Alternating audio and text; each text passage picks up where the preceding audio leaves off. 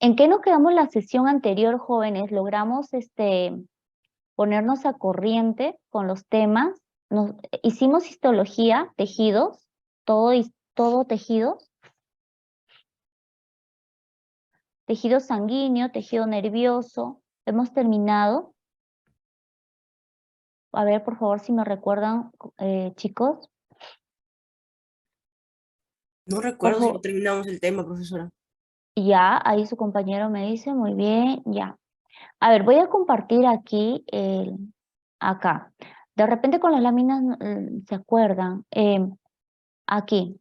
Hemos revisado el tejido sanguíneo, células de la sangre. Pueden ver las láminas, ¿verdad? En sus pantallas. ¿Las pueden ver? Sí. Sí. Ya. Muy bien. ¿Hemos visto este tema? Lo hemos revisado ya. Tejido óseo, el tejido adiposo, grasa, ¿hemos revisado? ¿Sí o no? Sí, Esto, profesora. ¿sí? Tejido adiposo, tejido óseo, Sí. también, a ver, ya, el tejido óseo, sí. Este es el tejido, perdón. Tejido adiposo es esto, ¿no? Ya eso entonces me dice su compañero, Sí. sí lo hemos revisado. Tejido óseo, también lo hemos También. revisado. Muy bien. A ver, el siguiente tejido era el tejido sanguíneo. Sí lo hemos revisado, el tejido sanguíneo, aquí, esto. ¿Sí? Sí. Ya, entonces prácticamente hemos revisado casi todo, chicos. Sí, hemos terminado entonces con el tema, al parecer. Tejido nervioso, hemos hablado de la neurona. Sí. Ah, ya. Entonces, sí, chicos, hemos terminado con el tema, ¿ya? Hemos terminado, entonces, genial. Entonces voy a pasar con el siguiente tema. Entonces ya nos pusimos a corriente, ¿correcto? Esta semana nos tocaba hablar de sistema óseo y muscular. Entonces, hasta aquí nosotros ya estamos al día. Hoy día debemos terminar con el tema de sistema óseo y muscular y estamos al día, ¿correcto? Listo. Me hacen recordar también la siguiente semana, por favor. Ya estamos a corriente, entonces ya no. ¿Ya? Listo, chicos. Sistema óseo y muscular. Este tema no es ajeno a ustedes. Todos ustedes tienen un conocimiento bien básico al respecto porque todos lo han revisado en el colegio. Desde la primaria se revisa, ¿no?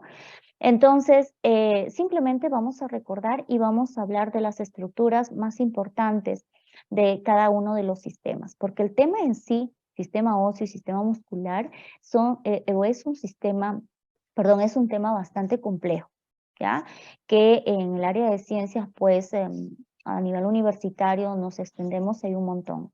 Podemos pasarnos hablando todo un año de anatomía. Entonces, chicos, vamos a tratar de sintetizar aquí, ¿correcto? De señalar algunos puntos importantes y que les sugiero, por favor, que en la clase les sea útil y puedan por lo menos recordar esas partes que vamos a señalar. Entonces, como conocimiento general, jóvenes, cuando usted revise un libro o escuche o hablen de anatomía, recuerden que en la anatomía es muy importante para su estudio la posición anatómica del individuo. Por ejemplo, esta es la posición adecuada. Palmas hacia el frente, ¿verdad? Ligeramente las piernas abiertas, como estamos viendo, en una posición de la cabeza también mirando los ojos con una mirada hacia el frente, con la que vamos a poder realizar, entonces va a ser mucho más fácil realizar estos trazos imaginarios. Primero, por ejemplo, podemos dividir al cuerpo, ¿verdad? Con un eje transversal, como podemos ver aquí, que en este caso va a dividir al cuerpo en un lado superior y otro inferior. Luego también a un plano frontal, que va a dividir al cuerpo en un lado anterior y en una cara posterior. También a un plano sagital, ¿no? Que va a dividir al cuerpo en un área, en un lado derecho, otro izquierdo. Cuando hacemos una línea imaginaria por el centro del cuerpo del individuo, vamos a tener a una línea importante que cuando la extremidad superior o inferior se, digamos, extiende hacia afuera, a ese movimiento se conoce como abducción. Cuando se lleva esa extremidad hacia la parte central de esa línea, se conoce con el nombre de aducción. Bien, entonces, vamos a hacer esta pregunta, ¿no? ¿Qué sabe usted del sistema óseo? ¿Cuál es la función del sistema óseo? ¿Cuáles son sus funciones, más bien? A ver, los escucho, chicos, o voy a empezar a ¿Proteger el preguntar. cerebro? Proteger al cerebro, su compañera muy bien, ya nos está mencionando que el tejido óseo protege, protección, muy bien. ¿Otra? Además de protección, ¿qué más, chicos? Básico, ¿ah? Muy bien. Sostén y soporte es otra, otra función. Sostén y soporte. ¿Soporte de qué? De todos nuestros tejidos, de nuestros órganos, por ejemplo. Ellos van a darnos esa resistencia, ¿no? Recordemos que los tejidos, el sistema muscular o los músculos se van a insertar. Inserción, ¿qué quiere decir? Enganchar, sostener. ¿De dónde? De una estructura del tejido óseo, de alguna parte de los huesos. Eso quiero decir. Va a cumplir con otra función que es la del movimiento pasivo. ¿Por qué no activo? Porque el activo lo cumple el sistema muscular. ¿Ok? Los músculos hacen la parte activa, ellos realizan el movimiento, jalan al hueso. Entonces, en este caso, el movimiento pasivo es del sistema óseo. Su compañera ha mencionado protección del cerebro. Claro que sí. Protección viene a ser, por ejemplo, conforman el sistema óseo, ¿ok? Algunas cavidades, como la cavidad torácica, por ejemplo, o la cavidad craneal o craneana, que va a proteger ¿a qué? Al cerebro. En la cavidad torácica, ¿a quién va a proteger? A órganos vitales como el corazón, como los pulmones, por ejemplo. Tiene otra función que es la de hematopoiesis, que es para la formación de de las células sanguíneas, ¿verdad? Que se dan en la parte interna de los huesos, la homeostasis mineral, la reserva de energía también. En nuestro cuerpo tenemos diferentes articulaciones, ¿ok? ¿Qué son las articulaciones? Unión de dos o más huesos o partes rígidas del esqueleto. ¿Cuántos tipos de articulaciones hay? 3, móviles, semimóviles, inmóviles. Se conoce con el nombre de diartrosis, anfiartrosis, sinartrosis. ¿Sí? Entonces, acá hay un esquema donde podemos ver a su clasificación de las articulaciones según su movimiento, por el tipo de movimiento y por su estructura, que pueden ser fibrosas o cartilaginosas. Cuando hablamos de las articulaciones móviles o diartrosis, pues estamos hablando de la articulación del codo, por ejemplo, la articulación del hombro, la articulación de la rodilla. La semi-inmóvil es una articulación que no va a tener una completa movilidad, pero tampoco es que esté fijo o estático. Y esa es característica de la columna vertebral, que entre vértebra y vértebra se va a encontrar pues un anillo o un disco de tejido cartilaginoso, ¿no? Y es lo que va a permitir que ligeramente se hagan algunos movimientos. Cuando hablamos de inmóviles o sin artrosis, ya de allí nos está diciendo no va a haber movilidad, característica de las articulaciones, por ejemplo, de los huesos del cráneo.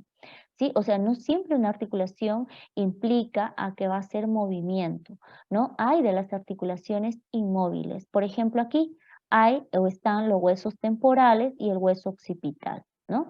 Articulación inmóvil o sin artrosis. La articulación del hombro se conoce con el nombre de escápulo humeral. Ya nos dice ahí el nombre de esa articulación, quiero decir, qué huesos la van a conformar, la escápula y el húmero. El húmero, hueso más grande de la extremidad superior, ¿no? La articulación del codo, que se conoce con el nombre de húmero cubital. ¿Qué huesos lo conforman? El húmero y el cúbito. ¿Correcto? No confundirse con el radio. Para tener una guía para poder ubicar a estos huesos y que no se olviden, el hueso que da o que está en dirección al dedo pulgar viene a ser el hueso radio. Y el hueso que está en dirección al hueso, al dedo meñique, viene a ser el cúbito. El cúbito también es ese hueso que uno cuando dobla, sentimos ahí un abultamiento, ¿cierto? Entonces, y que es el codo, entonces ese viene a ser el cúbito.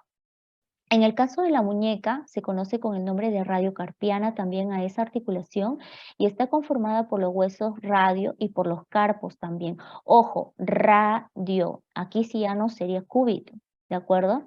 En la cadera, coxofemoral, formado por quién? Por el coxal y el fémur. Fémur, hueso más grande, más largo del cuerpo humano. ¿sí? No confundirlo con el húmero, que el húmero es de la extremidad superior. Entonces, tenemos al fémur que la cabeza del fémur va a encajar muy bien en esta cavidad que presenta, ¿verdad? El acetábulo, que ese es el nombre del hueso coxal que tiene esa cavidad y muy bien va a poder hacerse ahí esta articulación móvil. La rodilla fémuro-tibial ya nos dice, ¿no? Fémur y tibia.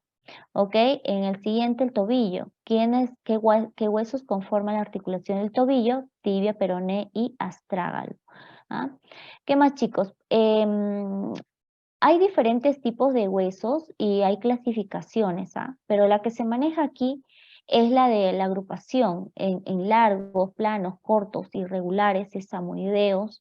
Por ejemplo, en los planos encontramos al esternón, al coxal, a los huesos del cráneo, también son planos. Irregulares, las vértebras, por ejemplo, ¿sí? Y sesamoideo, que viene del nombre sésamo, que quiere decir pues estructura pequeña, como una especie de semilla, ¿sí? Entonces de ahí tenemos pues a la famosa rótula que se encuentra en la articulación de la rodilla. Para su mejor estudio de los huesos, ¿sí? Se clasifican o se agrupan en esqueleto axial y esqueleto apendicular. Lo que usted ve aquí de esqueleto axial es lo de color azul, ¿sí? Eso viene a ser apendicular las extremidades, todo lo de amarillo. Muy bien, entonces, cuando hablamos de los huesos de la cabeza, nos estamos refiriendo a los huesos del cráneo y los huesos de la cara, ¿sí? Entonces, y bueno, también vamos a tener ahí al hueso hioides, que está en la altura del cuello, ¿cierto? Y es un hueso impar. Los huesecillos del oído, martillo, yunque y estribo, un total de 6 huesos, 3 derechos, 3 izquierdos, columna vertebral, ¿no? Conformado por vértebras cervicales, por las torácicas, las lumbares, luego el sacro, el coxis. En el tórax vamos a tener ahí, por ejemplo, a el esternón y también a las costillas. Un total, entonces, del esqueleto axial sería 80 huesos. En el esqueleto apendicular tenemos al miembro superior e inferior, ¿no? En el superior, cintura escapular y en el miembro inferior, cintura pélvica. Cintura escapular está formada por la clavícula y la escápula, la cintura pélvica por el coxal. Bueno, y ahí además los huesos, ¿no? Que ustedes ven en pantalla que conforman al miembro, a la extremidad superior y a la inferior. A ver, acá hay una imagen que por favor quisiera que le pongan atención y es para observar los lados o las caras de alguna estructura, que en este caso viene a ser el cráneo, ¿no? Entonces acá de frente, cuando tenemos una visión de frente, estamos viendo la cara anterior. Si giramos o la vemos de atrás, sería la cara posterior. Si gira, ¿no? De movimientos de lateralidad derecho-izquierdo, pues entonces será la cara lateral. Si giramos completamente a ese cráneo, vamos a observar su cara inferior. Y si la vemos de arriba, ¿no? Entonces vamos a ver su cara superior. Chicos, ¿hasta aquí todo claro? Sí, ¿Todo claro profesora. hasta aquí? ¿Sí? Bien, chicos. Entonces, a ver si se ha entendido. La lámina que usted está viendo en su pantalla, ¿correcto? ¿Qué vendría a ser? ¿La cara posterior o anterior del cráneo? De la cabeza, más bien, perdón, de la Exterior. cabeza. Posterior, anterior sería, ¿cierto? Anterior. Adelante, es lo que estamos viendo, ¿sí? Entonces hemos dicho que los huesos de la cabeza están formados por huesos del cráneo y huesos de la cara. En el cráneo tenemos ahí a un frontal que es un hueso impar. No hay dos frontales, ¿correcto? Parietales, lo de verde, dos parietales, uno derecho, otro izquierdo. Temporales, igual, también, lo de rojo, ¿verdad? Pares. Occipital, es un hueso impar. Pregunto, ¿el hueso occipital es visible en esta lámina? ¿Se ve? El hueso occipital. O en todo caso, ¿en dónde encontramos el hueso occipital? ¿En qué cara? ¿Lateral, posterior, anterior de la cabeza? ¿Qué dicen? El occipital. Sí le dije, ¿no? Posterior. Posterior. ¿correcto? Posterior, atrás, ¿no? Toda esta parte que usted puede palparlo, incluso su cabeza, ¿no? Que está cerca a su cuello o a la nuca, entonces eso sería el hueso occipital, hueso impar. Nadie aquí hay que me diga a mí yo tengo dos occipitales, ¿no? O bueno, igual ocurre con el esfenoides, que es un hueso impar también, es, muy importante hueso, ¿por qué? Porque a él se van a articular la mayor parte de los huesos de la cabeza. Etmoides, también un hueso impar. Los huesos de la cara está conformado por el palatino, que son dos huesos que van a unirse y van a formar el paladar. Acá no se observa. El nasal, bueno, que vemos en la base de la nariz, dos huesos, lo demás que aquí no está vendría a ser cartílago. Lacrimal o unguis también, dos, cornete inferior dos, cigomático malar, lo de que está de color a naranja viene a ser el cigomático, que para que no se olviden es el hueso que resalta y nos da esa, nos da ese abultamiento acá del rostro, ¿sí? Son los pómulos, ¿sí? El maxilar superior, lo que va a sostener a las piezas dentarias superiores, todo este hueso de color verde, y luego la mandíbula, que es un hueso impar, ¿ok? La mandíbula es un hueso impar. La mandíbula tiene una forma de herradura y va a sostener a las piezas dentarias inferiores. Es el único hueso móvil de la cara, también esa es otra característica. Los huesos también en grupo pueden formar algunas estructuras, como por ejemplo la cavidad orbitaria, que está conformada por todos estos huesos que usted está viendo allí. El tabique nasal, pregunta de transferencia, también está formado por el etmoides y por el vómer. Cuando llevamos al cráneo, por ejemplo, lo giramos, ¿verdad? Le quitamos la mandíbula, es como cuando usted va al odontólogo y abre la boca hacia atrás, ¿no? Algo así, esto pareciera, es como esa vista. El paladar óseo, porque también existe un paladar blando, el paladar óseo en este caso está conformado ¿por quién? Por el maxilar superior y el palatino, ¿sí? Y bueno, el asa de la calavera, que viene a ser la apófisis de este hueso temporal del hueso temporal y el hueso malaro-cigomático, se unen y forman a la asa de la calavera. Yo bien podría introducir mis dedos acá y levantar a este cráneo. Por eso es que el nombre de asa. Siguiente, por acá tenemos al esfenoides, ¿no? El hueso esfenoides que les dije que es el hueso al que se van a articular la mayor parte de los huesos de la cabeza, ¿sí? Y bueno, tiene esa particularidad en su forma de tener las alas en forma, bueno, una forma de alas de mariposa o de murciélago. Y aquí es importante que no se olvide que tiene una estructura a la que se nombra como el dorso de la silla turca, por ejemplo. También tiene una apófisis pterigoides, ¿no? Una lámina media también. Aquí, chicos, como cultura general, ¿no? ¿Cuántas denticiones presenta o tienen los seres humanos?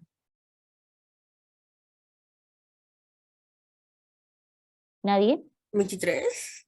23. Denticiones, no piezas dentarias, no dientes, ¿ah? Denticiones.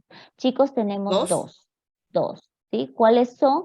La dentición decidua y la dentición permanente, ¿ya? O puede ser también la dentición primaria o la dentición secundaria, o dientes de niño o dientes de leche. Ojo, que ya eso es para que se acuerde, ¿ok?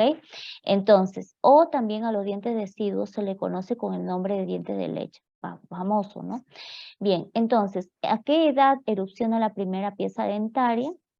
A los aproximadamente 6 meses de edad. ¿Qué pieza dentaria? La primera, el incisivo central inferior, ¿ok? Abajo, por eso lo ven a los bebitos, ¿no? De los 6, 7 mesecitos que sonríe y se nota su primer dientecito. Fíjense en que si es arriba o es abajo, mayormente es abajo. ¿Ok?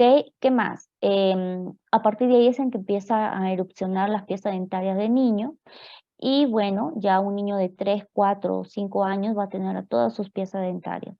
Hasta los 6 años, dentición decidua, de ahí para adelante empieza a mudar, ¿no? A la que se conoce como una dentición mixta, porque van a haber dientes de adulto o dientes de niño todavía, ¿ya?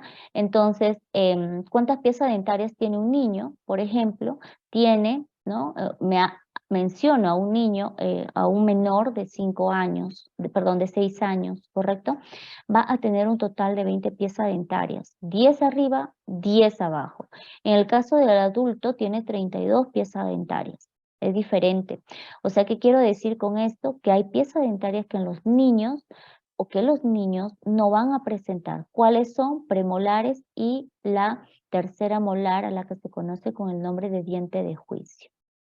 Bien, entonces, ¿a qué edad empieza a mudar un niño o a cambiar de dentición? Todavía a los 6 años. ¿Con qué pieza dentaria? Con la primera molar. Esta es la primera molar en erupcionar. El primer diente en erupcionar en un niño, del diente de adulto. Voy a hacer aquí un paréntesis porque me parece que es importante, sobre todo ustedes chicos que están en el área de letras, sí, pero también es muy importante porque ustedes a futuro van a ser muchos profesores, van a ser abogados, van a tener diferentes carreras. Entonces, lo ideal es de que usted también tenga conocimientos básicos y generales respecto a este tema, ¿no? De que, por ejemplo, no es saludable y no es bueno, digamos, ¿cierto? No es beneficioso para un niño, un pequeño de 3 años, de 2 años, hacer que pierda su pieza dentaria. Y digo hacer porque a veces los padres, los familiares, por desconocimiento, lo que hacen es eliminar a estas piezas dentarias. El niño empieza a tener dolor. Claro, los niños van a tener dolores. ¿Por qué? Porque pues esa pieza dentaria muy seguramente al tener dolor el niño es porque esa pieza dentaria está cariada. Y es que muy poca importancia también le estamos dando a la salud oral de los niños. De hecho, a los niños hay que hacerle su higiene oral desde cuando nace, ¿no? Entonces, esa preparación las madres no la tienen, ¿no? Entonces ustedes dirán, pero ¿con qué lo vamos a higienizar si no tiene piezas dentarias? ¿No? Entonces hay cepillos dedales de goma que se puede utilizar o en último caso también se pueden utilizar algunas gasas, etc. con agüita, puede ser de pronto después de lactar el bebé, ¿no? Y de esa manera ya se va haciendo un vínculo en relación a la madre y al bebé también, y para el niño hacerse ya, digamos, familiar, digamos, de que ya no es nuevo, de que le hagan higiene en su cavidad oral. Al inicio probablemente llore, pero después va a adaptarse, que cuando ya tenga sus piezas dentarias, muy bien va a dejar higienizarse. Chicos, pregunto, ¿de quién es el deber de hacer la higiene oral? ¿De los padres o de los mismos niños? ¿Quién debería hacer esa higiene oral a los niños? Los padres. Los padres, ¿cierto? El adulto, en todo caso, si es que no está el padre, pues los hermanos, alguien que sepa, pero siempre será el adulto. Y ese es el graso error que a veces se comete, ¿no? Que dicen a veces, yo le compro la pasta dental, yo le compro los utensilios de higiene, ya, su cepillo dental, pues, y ya, o sea, pero no sé, pues así sigue, ¿no? Con la enfermedad de caries. No, es que aquí vamos, ¿no? De que un niño de 2 años, ¿qué tanto puede saber de hacerse una higiene, chicos? A los niños sí se pone mucho énfasis en el lavado de manos, ¿no? Que así te debes lavar las manos, que así te debes ir a hacer, por ejemplo, tus necesidades fisiológicas al baño. Ahí sí se les tiene bastante cuidado, ¿se han dado cuenta? Pero nadie, ninguna madre, o muy pocas en todo caso, son de los que están constantemente ellos haciendo la higiene, así como lavan las manos del niño, lavando la cavidad oral de ese niño también. ¿Y cuál es la diferencia? ¿No? En que la cavidad oral va a permitir la calidad del producto, de alimento, de lo que va a pasar a nuestro estómago y de lo que finalmente va a absorber de nutrientes. El bolo alimenticio es muy importante a formarse en la cavidad oral. Debe haber masticación. Debe haber masticación.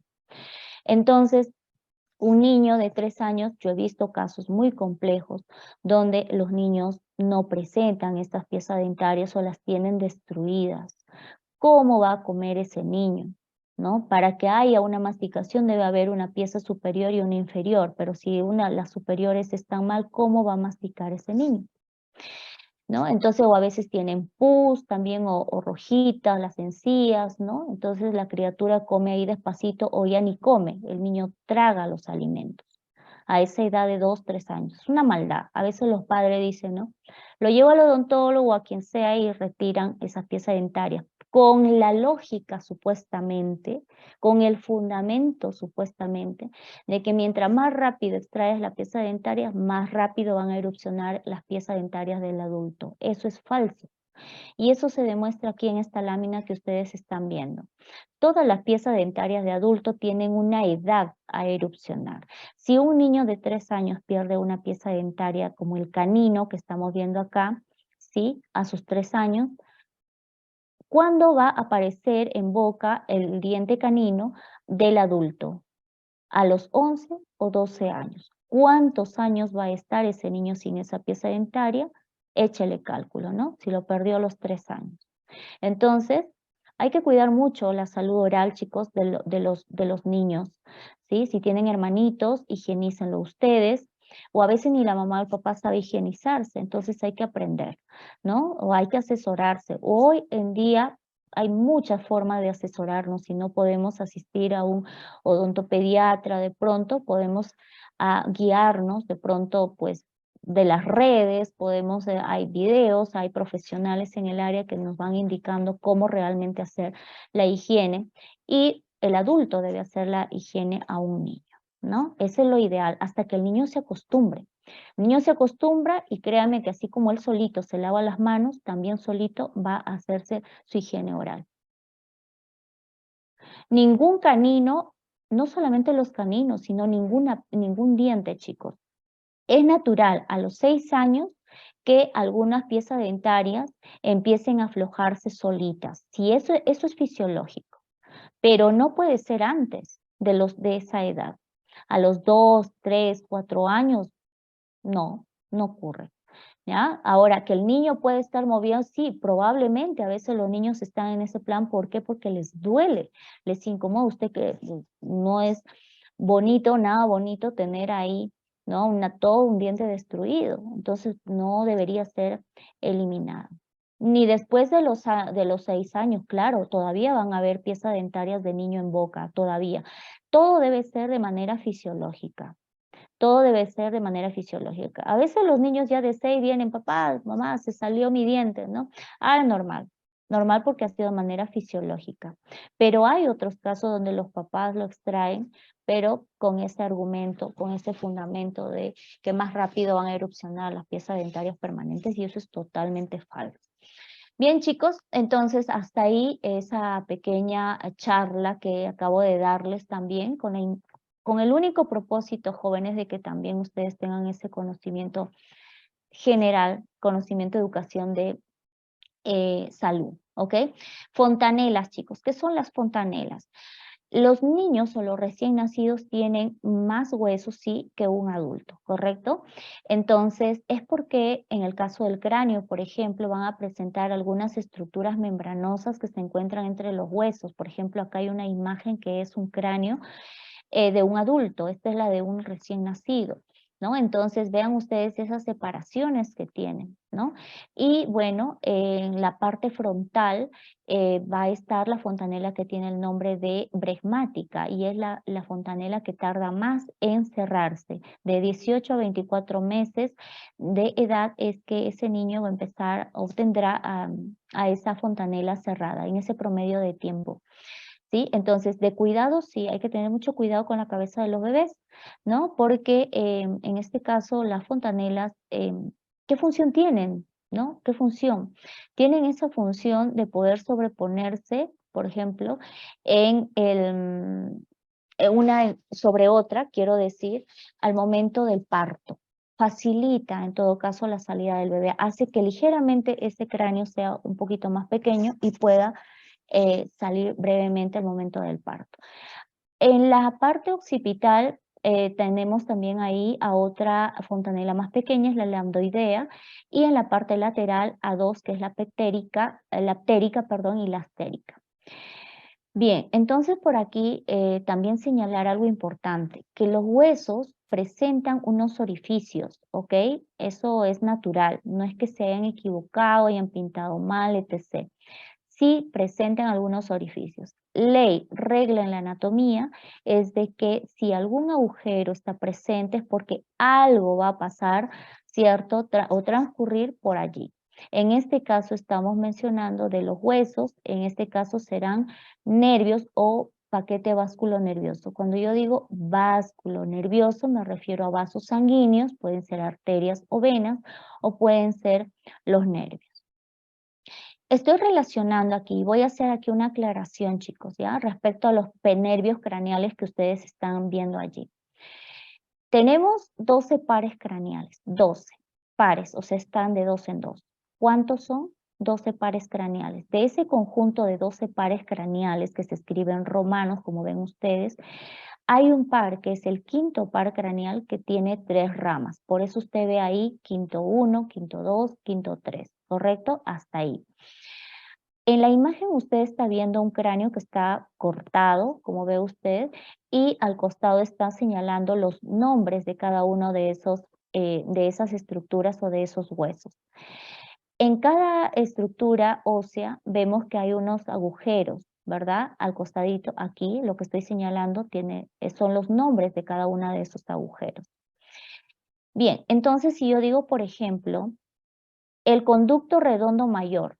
Pregunto, chicos, si se está entendiendo la lámina. El conducto redondo mayor se encuentra en el hueso. ¿En qué hueso, chicos? El conducto redondo mayor. ¿En qué hueso se encuentra? ¿Usted qué me contestará viendo la lámina? ¿Qué dicen, chicos? Correcto, joven, en el esfenoide, ¿sí? Y si le pregunto, por el conducto redondo mayor que se encuentra en el esfenoides, ¿qué par craneal transcurre por ahí? ¿Usted qué me contestaría? Aquí. Quinto 2, creo que había dicho. Correcto, el quinto 2. La rama 2 del quinto par craneal. ¿Sí? Voy a hacer otra pregunta para ver si se ha entendido, se entiende la lámina para cuando la estudian, ¿sí? Pregunto, ¿el agujero oval en qué hueso se encuentra? También está en el esfenoide. Ya, muy bien, también el esfenoides, ¿correcto? ¿Qué par craneal va a transitar por ahí? ¿Por el agujero oval? El quinto 3. Si pregunto, ¿el conducto auditivo interno se encuentra en qué hueso? Conducto auditivo Temporal. en el temporal. ¿El temporal es un hueso par o impar? Par. ¿Qué Par. dicen? Par, Par. ¿cierto? Hay 2 temporales. Muy bien. ¿Qué par craneal transcurre por el agujero auditivo interno? 7 y 8. Séptimo, 7 y Y 8, ¿verdad? séptimo Y y octavo. octavo. Muy bien, muy bien. Hasta ahí, chicos, porque los pares craneales tienen nombre, sí tienen nombre, ¿correcto? O sea, es como que se va haciendo más compleja la cosa, ¿no? Sí tienen nombre, pero eso lo vamos a ver en sistema nervioso, ¿ya? Entonces aquí, por favor, esto sí lo revisan, es importante, por lo menos aquí lo que les acabo de señalar. ¿Qué más? También algo importante, los huesos gornianos. Los huesos gornianos yo no lo he mencionado dentro de la clasificación de los huesos, por ejemplo. ¿Por qué? Porque los huesos gornianos difieren entre, digamos, en número y en forma, de persona a persona. ¿Ok? Entonces, estos huesos van a estar en la parte posterior del cráneo, o sea, quiero decir atrás, ¿correcto? A la altura del hueso occipital y los parietales. ¿Sí? Entonces van a ser de esta forma, como pueden ser muy chiquitos, más grandes, y que si cuando tienen esa forma romboidal va a recibir el nombre de hueso espactal. Ahora, ¿todas las personas presentan huesos gornianos? No. ¿Es bueno, es malo, es de muerte si es que no lo presenta? No, tampoco. Y si los tiene, tampoco. ¿Cómo podemos saber si tengo huesos gornianos? Mediante una radiografía, por ejemplo, ¿no? Pero no es vital ni mortal tampoco, chicos. Así que, por favor, tener ahí esa precaución, porque a veces se Y asustan, ¿no? Sí. ¿tiene alguna utilidad? ¿O En realidad no. Fíjense que eso en materia de investigación se señala que en países de Latinoamérica más que todo es que se encuentran o hay personas que tienen este tipo de huesos, que en otros países no, en los países europeos por ejemplo no. No, es muy escaso en todo caso. Pareciera que acá es como algo genético podría ser, ¿no? Pero que no ninguna función presenta, ¿no? Más que todo tiene lo mismo, o sea, es como que a veces el paciente ni se entera que tiene esa forma o estos huesecillos, hueso borneano, ¿ya? Por acá tenemos al frontal, el hueso frontal, adelante, hueso par o impar, chicos, hueso frontal. Impar. Impar, recuerden, ¿verdad? Es un hueso impar. Importante que estructuras, por ejemplo, la famosa glabela. La glabela en donde se encuentra en la base de la nariz, ¿no? O sea, entre ceja y ceja, por ejemplo, ahí usted palpa, ahí está la glabela. También los agujeros supraópticos, ¿no? Supra, en la anatomía hay una regla. Si hay un supra es porque hay un infra, si hay un derecho es porque hay un izquierdo, si hay un superior es porque hay un inferior, por ejemplo, ¿no? Entonces, el agujero supraóptico se encuentra en la cavidad orbitaria, ¿sí? Pero en el hueso frontal. Y el infraorbitario se encuentra en el maxilar superior. Estaría por acá, por donde estoy señalando, por ahí estaría. ¿Qué más, chicos? Aquí, en el hueso parietal. Parietal es hueso par o impar, chicos. Parietal. Parietal. Par. Par, ¿cierto? Es un hueso par. Tenemos un derecho, un izquierdo, ¿verdad? Entonces, la cara externa y cara interna. En la externa, por ejemplo, vamos a ver que presenta un agujero que se conoce con el nombre de agujero parietal y por ahí va a emerger la vena emisaria de Santorini. Y en la parte interna, algo curioso presenta ese hueso, algo que se conoce con el nombre de hoja de la higuera. ¿Por qué? Por su apariencia, ¿no? Tiene una especie de surcos, como ustedes pueden observar. Esto que se va a dar en su momento de etapa embrionaria, donde se está desarrollando el tejido óseo, ¿sí? Se está calcificando, y en este caso, los vasos meningios también están en desarrollo, entonces como que hacen presión, ¿no? Al momento de desarrollarse, y el tejido óseo no está tan calcificado, entonces va a dejar una huella. Por eso es que se conoce con el nombre de hoja de la higuera, en donde se encuentra en la cara interna del hueso parietal. Hueso occipital, hueso par o impar, jóvenes. ¿Qué dicen? Par. No, Par. impar. Impar. Nadie tiene dos occipitales, ¿ah? Nadie, salvo que aquí de pronto en la clase alguien tenga dos occipitales. Chicos, tenemos un occipital, hueso impar, ¿correcto? ¿Se encuentra en la cara anterior o posterior del cráneo? ¿Qué dicen? Anterior, posterior del cráneo.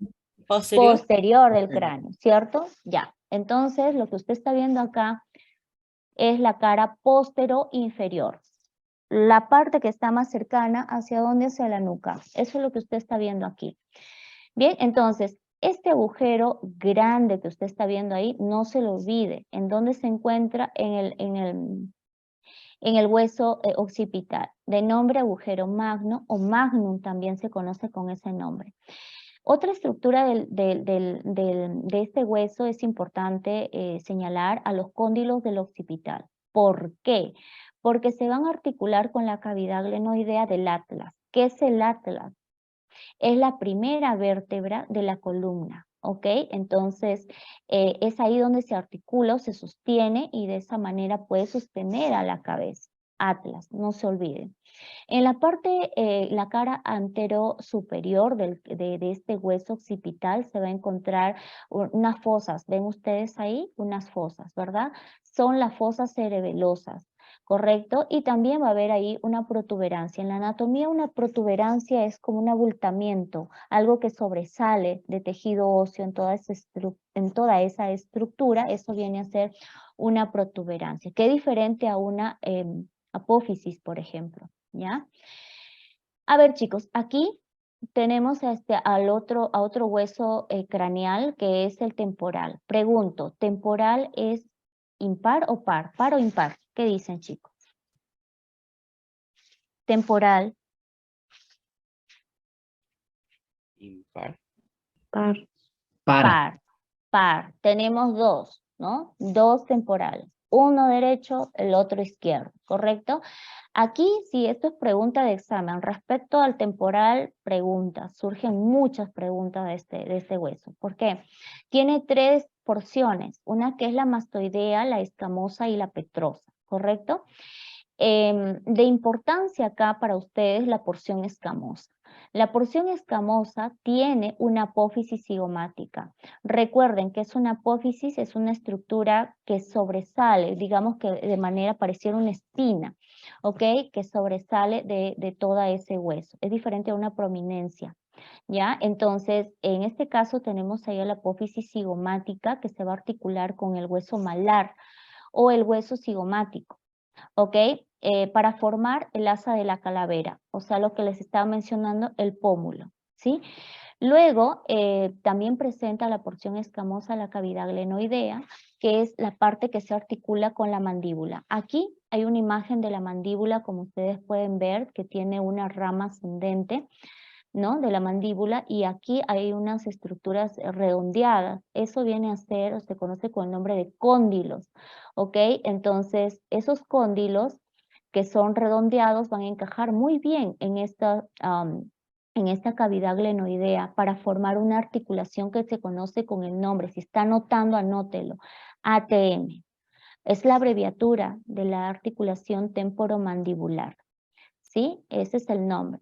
Es la articulación que va a permitir a que pueda moverse la mandíbula, ¿ok? Por lo tanto, para poder realizar la masticación, para poder hacer la fonación, por ejemplo, ¿sí? Entonces, por eso su importancia. ¿Qué más? Que íbamos a encontrar en la porción escamosa el conducto auditivo externo. En la porción petrosa vamos a encontrar aquí, por ejemplo, de importancia el conducto auditivo interno, ¿verdad? Aquí en la petrosa, interno. En la escamosa, externo, ¿ya? Pero también por ahí van a pasar estos pares craneales. Ya ustedes saben que son los pares craneales, ¿verdad? Séptimo y octavo par craneal pasan ¿por dónde? Por el conducto auditivo interno. También en la porción petrosa se va a encontrar la fosita de Gasser, una fosita famosa de Gasser, no se olvide. ¿Por qué es importante? Porque se encuentra ahí un ganglio, del cual van a salir estas ramas del quinto par craneal, que se acuerdan que les dije que eran 3, entonces de allí van a salir estas 3 ramas. Siguiente lámina, a ver, vamos por acá para avanzar. Aquí, este hueso es el hueso único móvil que les dije de la cara, la mandíbula, tiene una rama ascendente, como podemos ver, un ángulo, un cuerpo, es un único hueso impar, que en su parte interna también tiene unos orificios, unos agujeros, y como les dije, porque algo va a transitar por ahí. Entonces, en este caso, será el nervio dentario inferior, por ejemplo, para el lado derecho y para el lado izquierdo. ¿Qué va a hacer? Van a inervar, van a darle sensibilidad a todas estas piezas dentarias de la mandíbula. Les hablé de la articulación del ATM, ¿se acuerdan? Acá. Claro, recordemos siempre que una articulación no es que solamente es hueso con hueso, sino también vamos a tener ahí a los meniscos o en este caso al tejido cartilaginoso. Y también se van a sostener por ligamentos, diferentes ligamentos. Eso ocurre en todas las articulaciones. Respecto a los huesecillos del oído, hemos dicho que son 3 derechos, 3 izquierdos, entonces tenemos en el orden de afuera hacia adentro, martillo, yunque y estribo. A veces se preguntas así, de adentro hacia afuera, estribo, yunque y martillo. Hueso hioides. El hueso hioides es un hueso impar. Nadie tiene 2 huesos hioides, por si acaso. Entonces, el hueso hioides tiene sus partes básicas, ¿ok? Un cuerpo, como vemos también hay unas astas menores y unas astas mayores, ¿verdad? Y característico de este hueso es de que es el único hueso que no se articula con ningún otro hueso, ¿sí? Se encuentra en el cuello, ¿sí? Y entonces ustedes dirán, ¿cómo se sostiene entonces ese hueso? Es con los músculos. Hay un grupo de músculos que se insertan, se enganchan, en otras palabras, ¿sí? comunes, es de que se insertan aquí. Si es por la cara superior del hioides, van a ser los músculos suprahioideos, arriba, supra. Y si es que se insertan en la cara inferior del hueso hioides, serán, chicos, a ver, si es arriba, suprahioideos, y si es abajo, o en la parte inferior del hueso hioides, en la cara inferior del hueso hioides, serán infrahioideos, ¿ya? Aquí, chicos, vamos rapidito con los huesos del tórax, ¿no? Acá tenemos al esternón y a la costilla, a las costillas. El esternón, chicos, es un hueso impar, nadie tiene dos esternón. En su estructura, en su anatomía, presenta un mango manubrio, ¿no? El famoso ángulo de Lois, pregunta de examen también, se encuentra en el esternón. Tiene un cuerpo y también una apófisis que se conoce con el nombre de sigmoides. Todos presentan esta apófisis, no, hay algunos que lo tienen más pronunciada que otros, y es fácil de palpar también, ¿no? ¿Qué más? También respecto a las costillas, se divide en grupos, tenemos a las costillas que son las vértebras esternales y también ahí tenemos, o son las costillas verdaderas o las costillas falsas. En cuanto a las costillas, principalmente respecto a la primera, ¿sí? A la primera costilla, ahí se va a encontrar un abultamiento, miren ustedes aquí, ¿sí? A lo que se conoce con el nombre de tubérculo de Lindsfrank, ¿ok? Pregunta de examen también, ¿correcto? Entonces, algo en particular sucede con las costillas, miren ustedes, sale de la columna vertebral, gira, da la vuelta y pregunto, ¿se une al esternón de manera directa o indirectamente? ¿Qué dicen, jóvenes? Simplemente observando, ¿ah? Miren ustedes, sale, gira, da la vuelta, ¿y qué observa usted? ¿Se une directa o indirectamente hacia el cuerpo del esternón? A ver. Indirecta. Correcto, Rodríguez. Muy bien, de forma indirecta. ¿Ya? ¿Por qué indirecta? Porque lo que usted está viendo de celeste viene a ser el cartílago, ¿ya? Entonces todo esto es cartílago, ¿ya? Entonces a estas costillas se conocen como costillas verdaderas o vértebro-esternales. ¿Cuántas son? 7 pares, ¿ya? 7 pares. Ahora, respecto a las costillas falsas, ¿no? Que son 5 pares, se divide en 3 pares vertebrocondrales y en 2 que son flotantes.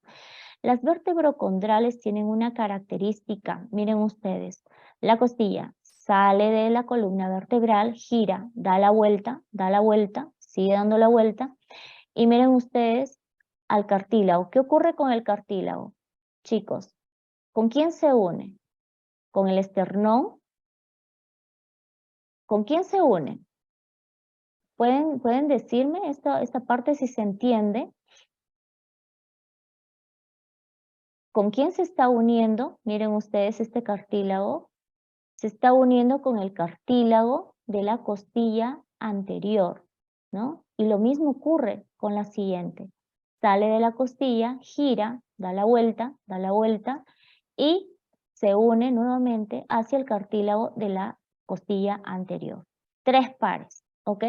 Diferente estructura tiene las costillas flotantes. Como ven ustedes, ellas no se unan, no alcanzan a unirse ni siquiera con el cartílago y menos con el esternón. Quedan así. De hecho, estas costillas son las que a veces mencionan, ¿no? Que algunas artistas para tener la cintura más pequeñita, ¿no? Se la retiran, ¿no? Son las costillas flotantes.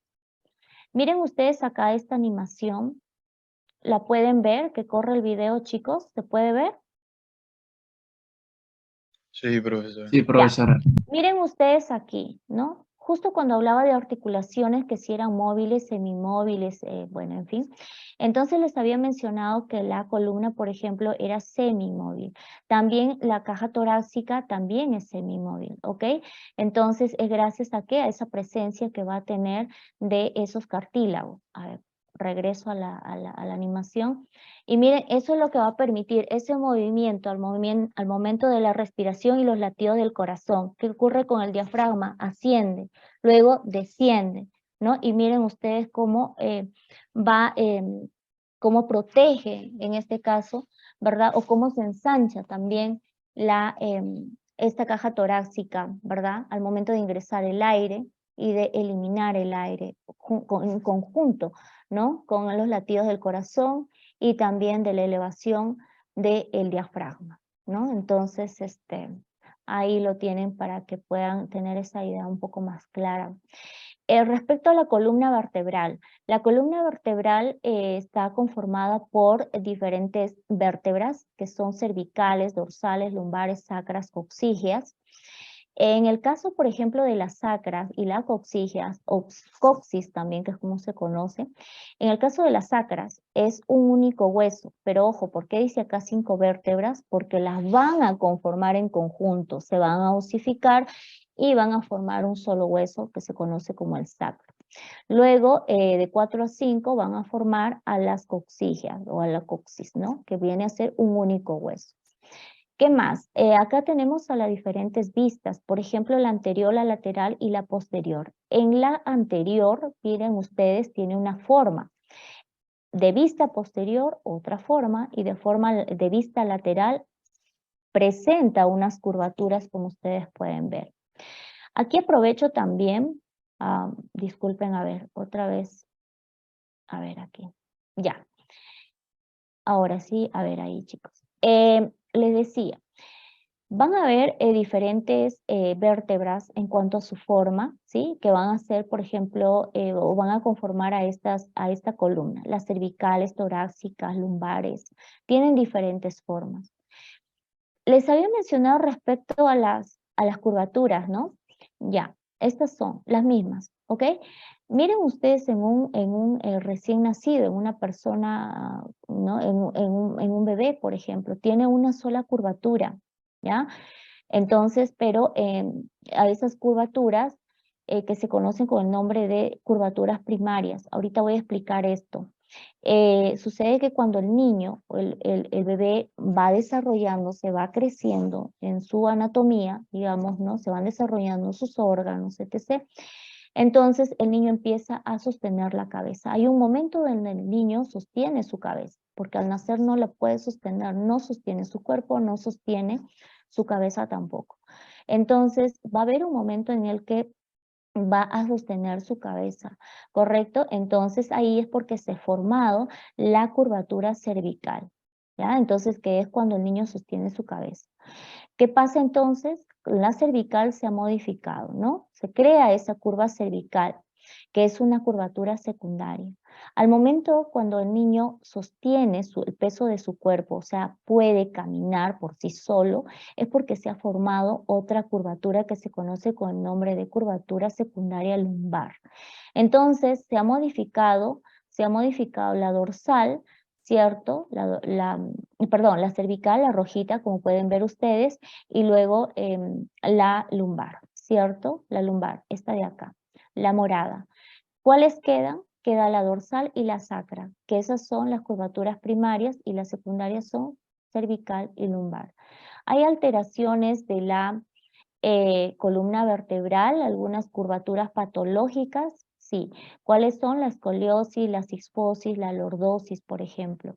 Escoliosis es cuando la columna tiene una desviación. Al momento de hacerse una radiografía, por ejemplo, se puede observar muy bien, o de pronto el paciente ya empieza a tener algunos dolores también a nivel de la espalda, ¿no?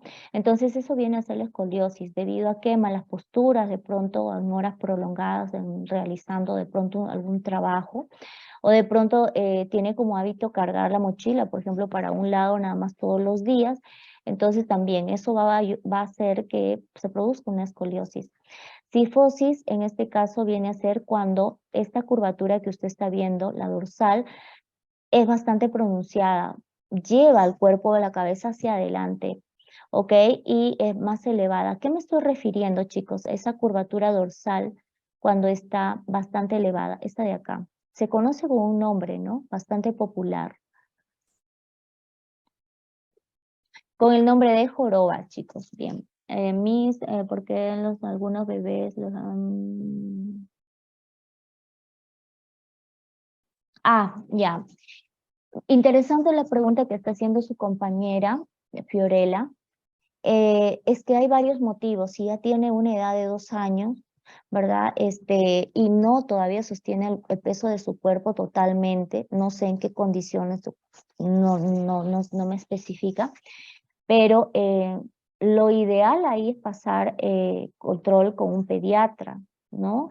Eso es lo ideal, ¿no? Porque lo ideal en un bebé siempre es de que vaya de menos a más, o sea, no puede ir de a menos o quedarse de pronto así como me está mencionando su compañera, ¿no? Entonces, en este caso es importante que pase chequeo con el especialista que es un pediatra.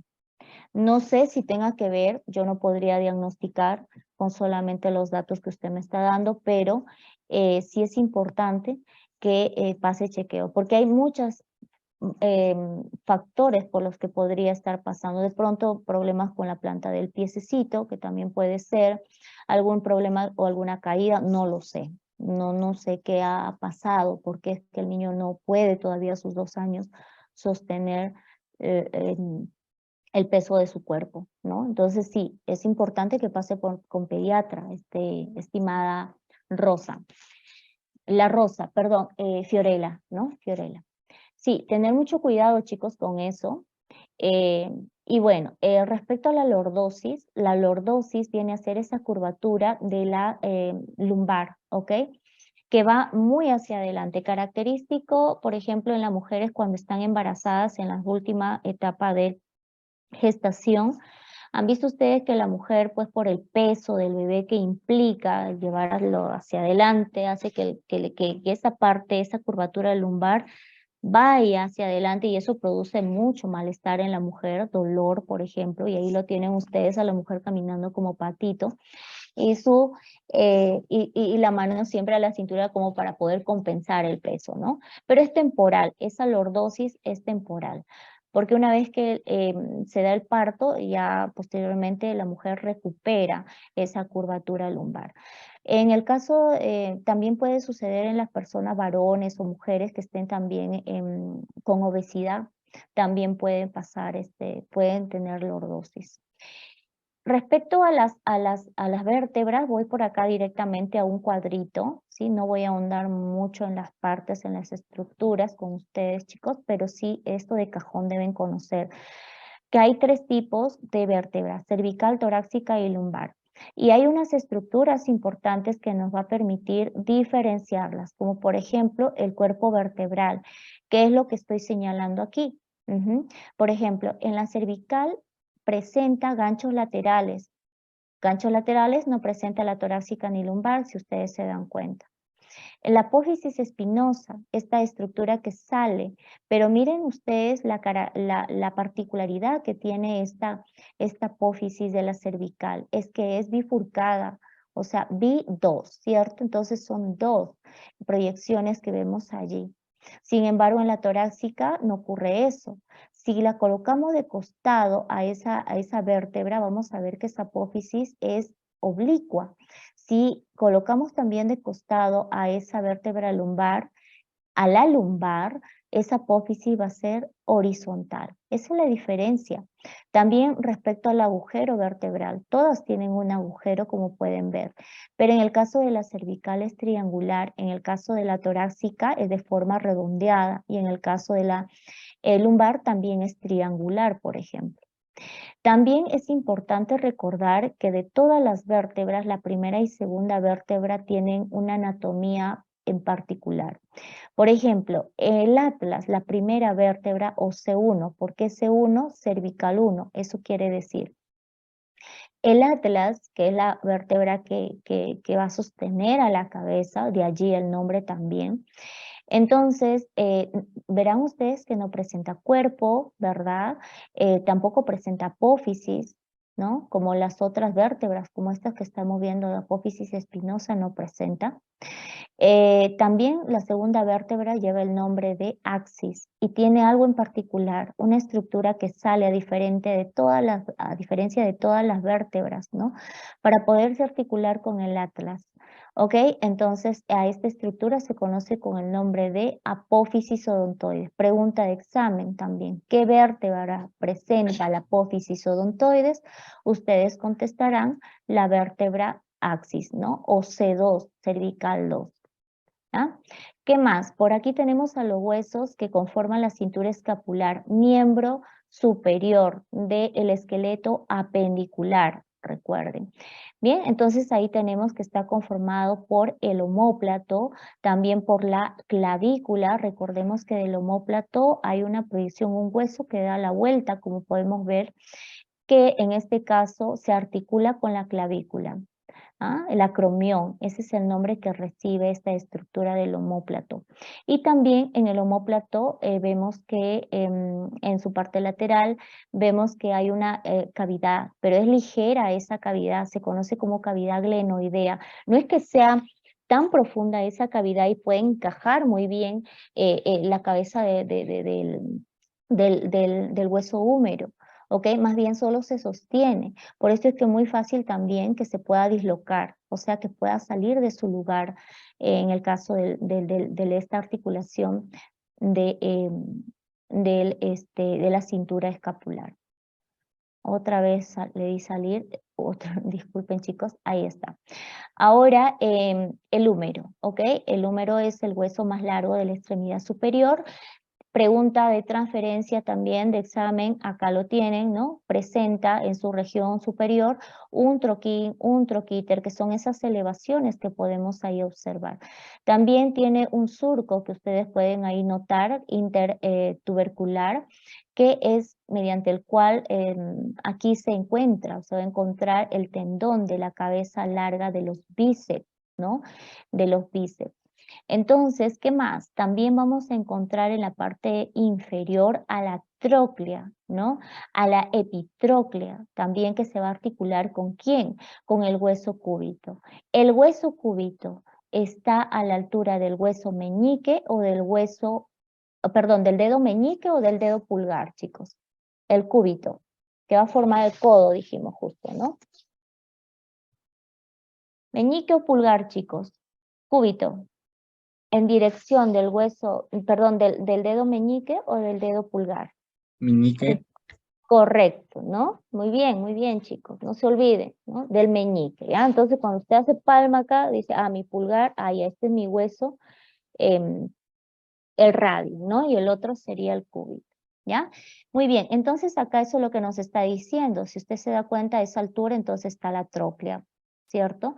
¿Qué más? El capitulum también, el cóndilo capitulum. ¿Por qué es importante? Porque ese es el que se va a articular, esta estructura es la que se va a articular con el radio. O sea, con este hueso que yo les mencionaba que estaba a nivel o a la altura del dedo pulgar, ¿cierto?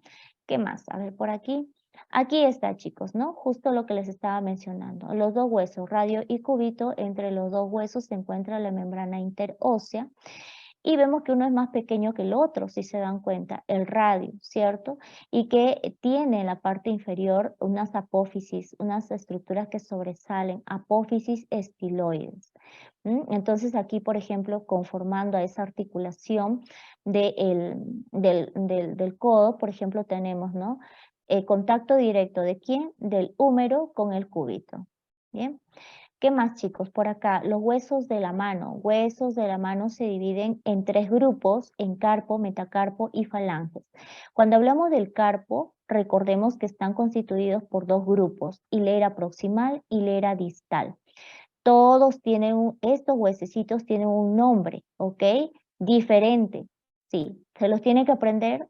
Sí, se los tiene que aprender. La hilera distal, la hilera proximal. Preguntas pueden venir como por ejemplo, son huesos o no es hueso de la hilera proximal del carpo. De pronto por ahí aparecen todos estos y también por ahí un trapecio. Entonces usted marcará trapecio, ¿no? ¿Qué más? Metacarpo, ¿no? Entonces ya aquí estamos hablando de los huesos de la palma de la mano, que son 5, un hueso para cada dedo, ¿cierto? Y claro, es de los huesos que se fracturan rápido, por ejemplo, se suelen lesionar las personas que se dedican al boxeo también, ¿no? Porque, digamos, tiene ese impacto en esta región del metacarpo. ¿Qué más? También tenemos acá a los dedos de la mano, a los huesos de los dedos, ¿ya? El próximo, medio y distal. Es mucho más sencillo, ¿no? Ahora, en la región inferior, ¿ya? Cintura pélvica, coxal y el hueso ilíaco. Miren ustedes aquí, está conformado por el ilión, isquión y el pubis, es la unión de estos 3 huesos, ¿correcto? Entonces, aquí va a presentar en su cara externa una estructura que es bastante profunda, como ustedes están viendo, a la que se conoce con el nombre de acetábulo. Entonces, ¿por qué es importante el acetábulo? Porque se va a articular con el hueso más largo del cuerpo humano, que es el fémur, ¿ok? Entonces, de esa forma es de que vamos a tener ahí a esta articulación de la cintura pélvica o articulación de la cadera. En la cavidad pélvica se encuentran, ¿cierto? Se va a dividir en 2 regiones, en una pelvis mayor o falsa y en una pelvis menor o verdadera. ¿Por qué es importante esto de la pelvis o de la cavidad pélvica? Porque hay diferencias entre un varón y una mujer. Por ejemplo, en cuanto a la consistencia, en el caso de la mujer es más delicada y frágil, en el caso del varón es más fuerte y maciza. En el caso del sacro, en el caso de la mujer es más baja, es más ancha, ¿no? De aquí tenemos que las mujeres por eso tienen las caderas, ¿no? El varón es alto, es estrecho. En el ángulo subpúbico, como podemos observar, ese ángulo en el caso de las mujeres es mayor de 90 grados, en el caso de los varones es menor de 90 grados. Pregunto, chicos, por lógica, sentido común, ¿por qué en el caso de las mujeres el ángulo subpúbico es mayor de 90 grados? Es mayor que en el caso de los varones. ¿O por qué es más delicada y frágil? ¿O por qué su sacro es bajo y es ancho? ¿O el diámetro también es mayor, a diferencia de los varones, ¿no? Que es más estrecho, es menor. ¿Qué dicen, chicos? ¿Por qué? ¿Por qué todas estas características en la mujer? ¿Para qué? Para hacer parto, el trabajo de parto. Así es. Muy bien, muy bien. Tiene que ver con eso, chicos. Las mujeres estamos diseñadas por naturaleza, si se dan cuenta ustedes, en nuestra misma anatomía. Estamos preparadas para ello, ¿no? Porque estas características facilitan, ¿no? A que pueda la mujer hacer el trabajo de parto, pueda dar a luz, ¿ya? Entonces, por esto es, ¿no? Por esa razón. Tiene un diámetro mayor transverso, por ejemplo, si se dan cuenta. En cuanto a su forma también, ¿no? Bien, chicos, ahora pasamos con el fémur rapidito. El fémur es el hueso más largo del cuerpo humano. Como podemos ver, tiene esta estructura que es superior, la cabeza que tiene o va a articular con el hueso coxal, con esa región que les mencionaba que era el acetábulo. ¿Qué más? Que también va a presentar un trocánter mayor, por ejemplo, y si hay un trocánter mayor es porque hay un trocánter menor, ¿se acuerdan? Ya, entonces es la región donde el personal de enfermería, sobre todo que suelen hacer el trabajo de inyecciones, administrar inyecciones intramusculares, por ejemplo, ellos palpan, ¿no? Esta región para poder encontrar, ellas se guían de esta región para de pronto no inyectar, ¿no? O dañar de pronto un nervio como el nervio ciático, por ejemplo, tener mucho cuidado ahí, ¿no? ¿Qué más? Los cóndilos en la región inferior, también tenemos aquí, por ejemplo, a los huesos que vienen a ser peroné y tibia.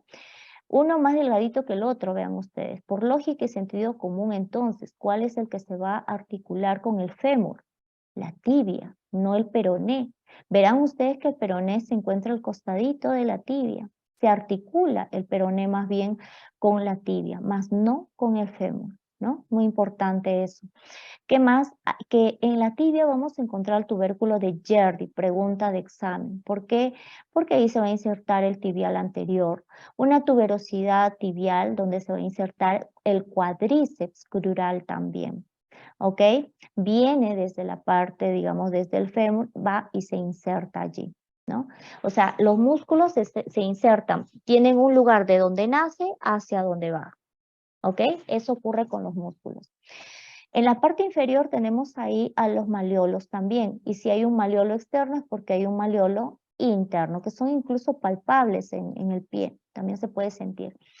Los huesos del pie están organizados en el grupo de los huesos del tarso, metatarso y falange, parecido a lo de la mano, ¿ok? Entonces, tarso, ahí tenemos a dos grupos, hilera posterior, y si hay una posterior es porque hay una anterior, ¿cierto? Y de hilera posterior se encuentran dos huesos importantes, pregunta de examen también, el astrágalo y el calcáneo. El astrágalo viene a ser el hueso del tobillo, el calcáneo es el hueso del talón. Simple y sencillo. ¿Ok? Hay otra hilera donde vamos a encontrar a los escafoides, a los cuboides, a los cuneiformes, por ejemplo. También acá quiero que observen a estas líneas que están resaltadas en turquesa, ¿no? Entonces está aquí separando, por ejemplo, estos dos huesos que es el astrágalo y el calcáneo. Lo que quiero decir aquí que va a haber una articulación. La articulación de Chopard, pregunta de examen también. ¿En dónde se encuentra? Entre la hilera posterior y anterior del tarso. Y si me preguntan sobre la articulación del Lindsfrag, ¿dónde se encuentra? Entre el tarso, ¿cierto? Entre el tarso y el metatarso. ¿Hasta aquí se está entendiendo todo, jóvenes? ¿Todo claro? ¿Todo bien? ¿Todo bien? ¿Sí? ¿O ya se marearon de pronto? ¿Sí? ¿Se está entendiendo, chicos? ¿Todo bien? Pregunto entonces, ¿ah? Entre la articulación de Chopard se encuentra en o entre, ¿qué me dirían ustedes, chicos? Leyendo acá, viendo, observando, mirando. La articulación de Chopard se encuentra entre, complete usted. A ver, ¿qué me diría? La hilera posterior del tarso. Ya, muy bien, entre la hilera posterior y la hilera anterior, ¿correcto? Aquí, esta viene a ser Chopard, esta es la hilera posterior, esta es la hilera anterior. ¿Qué huesos conforman la hilera posterior del tarso?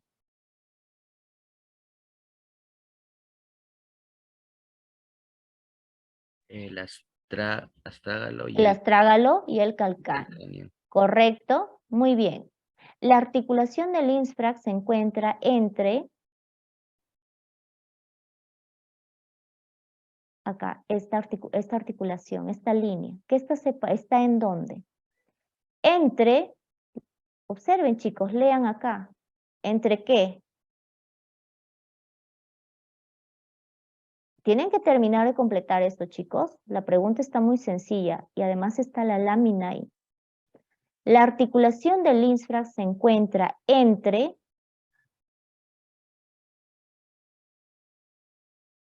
¿entre qué regiones o huesos del pie? ¿Qué huesos son estos, chicos? Esto de acá, lo que estoy señalando, ¿qué es? Todo en conjunto. ¿Huesos de qué? Tarso. Del tarso, muy bien. Y lo que estoy señalando acá, ¿qué sería? Y está la flecha ahí, ¿no? Tarso. Metatarso. Entonces, ¿entre qué se encuentra la articulación del Lindsfrag? Entre el tarso y el metatarso. Fácil, ¿no? Nada difícil. Y en cuanto a los dedos, ¿verdad? El tarso es o son los huesos que están o van a formar la planta del pie. Por lo tanto, tendremos 5, una para cada dedo. Los dedos están formados por los huesos proximal, medio y distal. Bien, entonces chicos, ahora pasamos aquí, sistema muscular. Respecto al sistema muscular, recordemos que el movimiento, ellos tienen el movimiento activo. Hemos dicho que ellos realizan, jalan, ¿no? A los huesos, por lo tanto el sistema óseo no es activo, es pasivo, ¿no?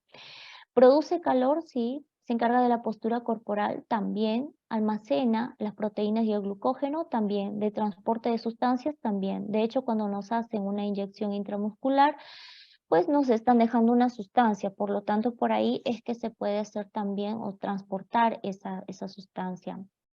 Correcto, chicos. Ahora aquí, respecto a los tipos de músculos, a la función que van a cumplir, o cómo es que funcionan en todo caso. Hay tres grupos, el grupo de los músculos agonistas, antagonistas y los sinérgicos. Los agonistas son los músculos que se contraen para producir un movimiento.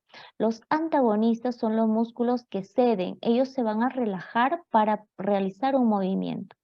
Y los sinérgicos son los que ayudan en el movimiento del agonista e impiden un movimiento no deseado. En conclusión, agonista se contrae, antagonista se relaja. Miren ustedes acá un ejemplo en el caso del antebrazo, la flexión y la extensión, ¿ok? Al realizar estos movimientos van a cambiar de función, digamos, en estos músculos. ¿En qué? En el bíceps y en el tríceps.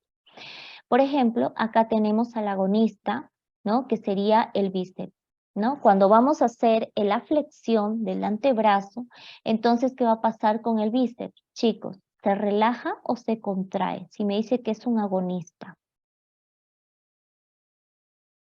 Contrae. Se contrae, ¿verdad? Muy bien. ¿Y qué pasa con el antagonista, con el tríceps acá? Se Relaja. relaja, ¿cierto? ¿En qué movimiento? En flexión.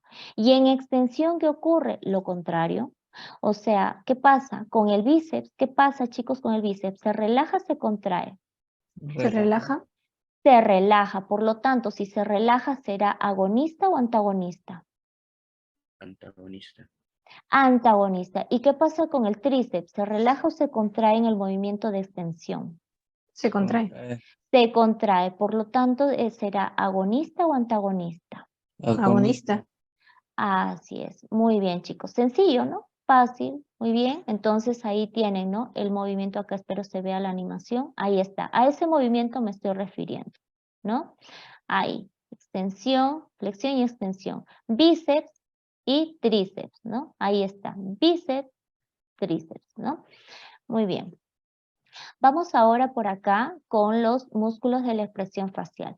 Chicos, ¿cuántos músculos tenemos? Son más de 300 músculos que tenemos. ¿Los 300 y tantos músculos vamos a revisar en una clase? No. Aquí vamos a revisar los músculos más superficiales. ¿Cómo se disponen los músculos en el cuerpo humano? Como una especie de capas, ¿ok? Entonces, digamos que van a haber músculos que van a estar más hacia la superficie y si retiramos esos músculos vamos a encontrar otros y todos tienen un nombre y tienen una función. Entonces, nosotros vamos a revisar los más superficiales, los más importantes, bueno, algunos profundos también, algunos importantes. ¿Correcto? Entonces, en los músculos de la expresión facial, acá tenemos una imagen, de este lado que estoy señalando son los más superficiales. Si retiramos esos músculos, vamos a encontrar los que están del lado derecho. Entonces, hay un músculo frontal. Miren ustedes que se reposa o está en donde, cubriendo al hueso frontal también, pero que tiene una función de elevar las cejas y arrugar la frente, lo que va a dar esta expresión como que de asombrado, como ustedes pueden ver. ¿Qué más? La orbicular de los párpados, ¿no? Que va a cerrar a los ojos. El cigomático mayor, miren ustedes, lleva el nombre del hueso cigomático, ¿no? Que tracciona, ¿qué quiere decir tracciona? Jala, ¿no? La comisura labial. ¿Qué es la comisura labial? Lo que estoy acá señalando, estos bordes de los labios, ¿sí? Acá, perdón, uno, acá el otro, van a traccionar. Esas son las comisuras labiales. Tracciona entonces la comisura labial en sentido superolateral. Lo lleva hacia arriba y luego en sentido lateral. Lo que va a ocurrir es esta sonrisa, ¿no? Es esta expresión. Luego tenemos aquí al risorio de Santorini, ¿no? Que tracciona la comisura labial en sentido lateral también, ¿no? Luego el orbicular de los labios. El orbicular de los labios, este músculo lo que hace es cierra y protruye los labios. ¿Qué quiere decir protruir? Llevar hacia adelante, retruir, llevar hacia atrás. Entonces, si va a cerrar y protruye los labios, vamos a tener esta expresión como de dar un beso, ¿no? ¿Qué más? El triangular de los labios, ¿no? Que deprime la comisura labial. ¿Qué quiere decir deprimir en la anatomía? De hecho, es un término de depresión, deprimir, bastante utilizado, ¿no? Y por demás, incluso, a todo le llaman depresión. Depresión, dicho sea de paso, es una enfermedad, ¿no? Y que no todas las personas la padecen. Más bien se está utilizando mucho. Una persona puede estar triste, es un sentir, es una emoción, ¿no? Entonces, que no tiene nada que ver con la depresión. Pero hablando en términos de anatomía, ¿qué querrá decir depresión, chicos? ¿Hacia abajo o hacia arriba? ¿Qué dicen? Hacia abajo. Hacia abajo, chicos. Eso quiere decir deprimir, ¿correcto? Entonces, lleva, de ahí la depresión, llevas hacia abajo tu estado anímico, pues, ¿no? Bien, entonces, deprimir, pero deprime, ¿qué nos está diciendo acá? La comisura labial. Usted ya sabe qué es la comisura labial, ¿verdad? Entonces, al hacer ese movimiento, vamos a tener ahí como resultado a una persona con esta expresión de tristeza, por ejemplo, ¿no? Cuando retiramos, por ejemplo, el orbicular de los párpados, vamos a encontrar a este músculo que recibe el nombre de superciliar. Y se caracteriza, ¿por qué? Porque participa en el momento de, digamos, arrugar de manera vertical la frente en el entrecejo, ¿no? Entonces va a dar esa expresión como de enojado, ¿no? Cuando nosotros estamos con esa expresión es porque estamos haciendo trabajar a nuestro superciliar, ¿ok? Incluso hay personas que todo el tiempo están amargadas, están así todo el tiempo con esta expresión, entonces es como que queda ya las arrugas, quedan ahí la evidencia, ¿no? De esa expresión. ¿Qué más? Tenemos por acá también los músculos de la nariz, que dicho sea de paso, pareciera una estructura bastante pequeña, y es que lo es. Pero para ser tan pequeña, miren ustedes todos los músculos que la conforman, ¿no? El mirtiforme, piramidal, transverso de la nariz, el dilatador del ala de la nariz, por ejemplo. Otro músculo importante, pregunta de examen, es el buccinador. Famoso buccinador. A ver, chicos, creo que aquí, a ver, vamos a ver. No sé qué pasó. Ahí. Ya, el buccinador. ¿Por qué es importante este músculo? Porque nos permite hacer este trabajo de silbar, soplar, succionar. Por ejemplo, en las personas que tienen o son músicos y trabajan con instrumentos de viento como la trompeta, zampoñas, quena, etcétera, ellos bastante hacen funcionar ese músculo que es el buccinador. Otro músculo, el mentoniano, que eleva y protruye, o sea, lleva hacia adelante al labio inferior, solo inferior, para hacer esta expresión que vemos acá que viene a ser el como de puchero, ¿no? Y luego tenemos al cutáneo la plastina, ¿no? Que se encuentra a nivel del cuello, como podemos ver, y que al hacer esa sensación, esa de jalar, va a llevar a las comisuras hacia abajo y por lo tanto se va a tener como que esa expresión como de miedo puede ser, ¿no? Ahora, chicos, todos estos músculos de la expresión facial son inervados por el séptimo par craneal. Ya hemos hablado de los pares craneales, ¿no? Ese par craneal va a inervar a estos músculos. ¿Qué nombre recibe este par craneal? Recibe el nombre de nervio facial. Ahora por acá, jóvenes, otros músculos importantes que es como un apartado, un separado, ¿ok? Son los músculos de la masticación. Entonces, ¿cuántos músculos son o van a participar en el proceso de masticación? El temporal, el macetero y los pterigoideos. El temporal tiene esa forma de abanico, como ustedes pueden observar, y eleva y retrae la mandíbula. O sea, la lleva hacia arriba y la lleva hacia atrás. El macetero es el músculo más fuerte del cuerpo humano, ¿no? Y que eleva la mandíbula. Los pterigoideos, medial y lateral, Uno eleva y protruye la mandíbula, el otro protruye y lateraliza. Movimiento lateral de derecha a izquierda. ¿Correcto? Entonces, estos músculos de la masticación son inervados, ya no, en este caso, por el séptimo par craneal, sino por el quinto par craneal. Esa es la diferencia. ¿Por qué? Porque este nervio tiene fibras sensitivas y fibras motoras, y para realizar la masticación utiliza las fibras motoras, por ejemplo, de ese nervio que recibe el nombre de, el quinto par recibe el nombre de trigémino. Siguiente, chicos, por acá, a ver, vamos a seguir acá. Esternocleidomastoideo. El esternocleidomastoideo ya nos dice la palabra, incluso ustedes que analizan bastante las palabras, chicos. Externo, esternón. ¿Dónde se va a insertar? En el esternón, pues no. Entonces, ¿qué función tiene? El de rotar. Miren ustedes, es todo este músculo que se extiende por todo el cuello, como podemos ver, ¿no? Y que pues hace que pueda flexionarse el cuello en sentido lateral, ¿no? De un lado al otro, o sea, derecha, izquierda, ¿no? Y bueno, por acá también tenemos a los músculos del cuello, que es diferente al esternocleidomastoideo, por si acaso es un apartado. Y aquí sí tenemos a la participación de este hueso, que es muy importante, y es el hueso hioides. El hueso hioides. ¿Qué hemos dicho del hueso hioides? Que es un hueso par o impar, chicos. ¿Se acuerdan del hueso hioides? ¿Par o impar? Impar. Impar, ¿no? Y era el único hueso que dijimos que no se iba a articular con otro hueso, que se iba a sostener por un grupo de músculos, dijimos, que si estaban insertados por la cara superior del hueso hioides será el grupo de los músculos suprayoideos, y si están por abajo en la cara inferior del hueso hioides serán los músculos infrayoideos. Ahora, ¿cuáles son los supra y cuáles son los infra? Bueno, acá los tienen, ¿no? Digástrico, estiloioideo, miloioideo, genioideo. Ahora, respecto a esta parte de qué función cada uno tiene, puede revisarlo, pero en mi sugerencia, apréndase, pues no hay de otra, respecto a los nombres de los músculos infraioideos y suprayoideos. Los nombres, ¿no? Porque pueden venir preguntas también al respecto.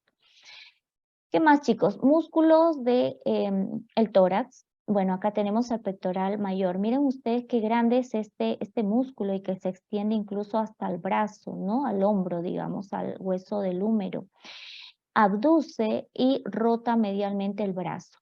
También tenemos, si retiramos a ese pectoral mayor, vamos a encontrar al subclavio, al pectoral menor, al serrato anterior también, por ejemplo, ¿no? Por aquí en la parte del abdomen vamos a encontrar unos músculos que los chicos o las señoritas en el gimnasio hacen bastante, lo ejercitan bastante, para esto sean abdominales, ¿no? Porque quieren tener la cintura más pequeña o en todo caso más fuerte, ¿no? Incluso hasta el punto de poderse ver estos cuadritos, famosos cuadritos. ¿Qué nombre recibe ese músculo? Es el recto anterior del abdomen.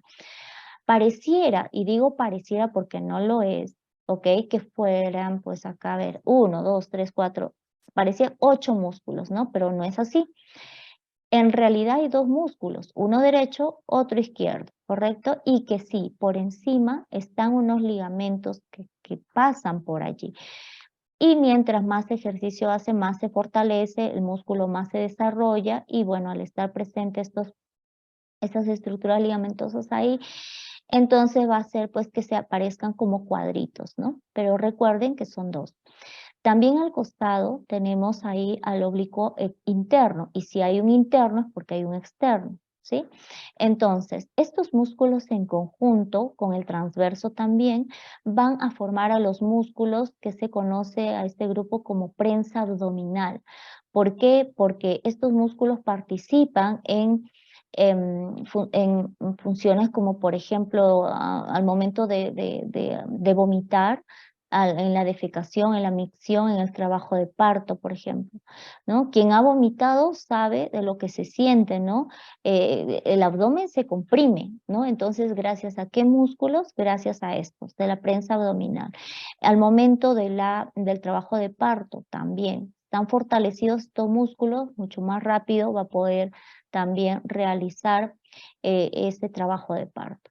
Siguiente, por acá tenemos a los músculos del dorso, ¿no? Y tenemos ahí al gran dorsal, al trapecio, al serrato a mayor y menor, también al romboides, por ejemplo, que es el músculo en el cual se suelen hacer las vacunas, se inyectan las vacunas, por ejemplo, ¿no? El angular del omóplato. ¿Qué más? Tenemos por acá los músculos del manguito rotador, ¿no? Pregunta de examen también. ¿Cuáles son esos músculos? El supraespinoso, el subescapular, el redondo menor, el infraespinoso también, ¿no? Entonces, cada uno, por ejemplo, en el caso del supraespinoso, ¿no? Supra, si hay un supra es porque hay un infra. ¿Se acuerdan? Entonces, en el caso del supra, ayuda al deltoides a abducir el brazo. En el caso del infraespinoso, rota lateralmente el brazo. Esa es la diferencia. Aquí, en el caso de los músculos del miembro superior, tenemos aquí, por ejemplo, en el hueso del húmero, ¿sí? Se va a insertar acá el bíceps que parte con un vientre, como pueden ver, pero que luego se divide o se separa en dos haces, como podemos observar, ¿no? Y que este bíceps braquial cumple la función de flexionar el brazo y el antebrazo. También en su parte interna se encuentra el coraco braquial, que también tiene esa función de flexionar y abducir el brazo. Luego el braquial también, que es un músculo más pequeño. También se encuentra ahí el deltoides, el tríceps, que se encuentra en la parte posterior del húmero, que también extiende el brazo y el antebrazo. Y después también un músculo más pequeño, que viene a ser el anconio, que extiende el brazo y el antebrazo. En el miembro inferior, acá tenemos también a los glúteos. Recordemos que ahí están los glúteos mayores, medios y también los más internos o menores, ¿no? Entonces, estos extienden el muslo en la bipedestación, por ejemplo. Posteriormente ahí tenemos, ¿no? al tensor de la fascia lata. Pregunta de examen también. ¿Por qué? Porque mantiene en equilibrio este músculo al momento de pararse o ponerse de pie. Pregunta de transferencia o de exámenes también respecto a los músculos de los cuádriceps, ¿no? Que cumplen con la función de extender la pierna. ¿Cuáles son? El crural anterior, el recto anterior, perdón, el crural, el vasto externo e interno. También hay otro músculo que viene, miren ustedes lo largo que es y cómo se extiende y llega hasta la parte, digamos, posterior de la pierna y es delgado además. Se conoce con el nombre de sartorio. ¿Y por qué? Por la posición del sastre. Incluso la imagen ahí la he pegado con esa intención de que recuerden que antiguamente los sastres cosían de esta manera y en esa posición es que se suele palpar incluso hasta este músculo, se suele trabajar. Entonces por eso es que recibe el nombre de sartorio. También por ahí tenemos al arco femoral, al aductor mediano. Siguiente, a ver por acá, en la parte posterior o cara posterior del miembro inferior vamos a tener a los músculos de la corva que flexionan la pierna. ¿Cuáles? Bíceps crural, semitendinoso, semimembranoso. También tenemos aquí en la articulación de la rodilla, detrás, plantar delgado, que se encarga de qué? De flexionar y plantar el pie. Flexión, plantar del pie.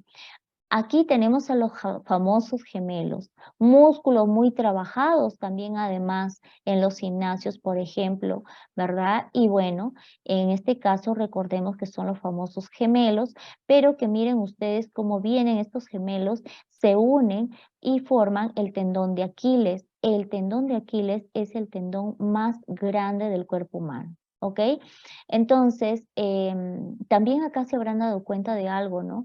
Que dice pata de ganso, es que cuando llegan todos estos músculos a esta parte, es que tiene esa apariencia de patas de ganso por sus tendones que llegan aquí.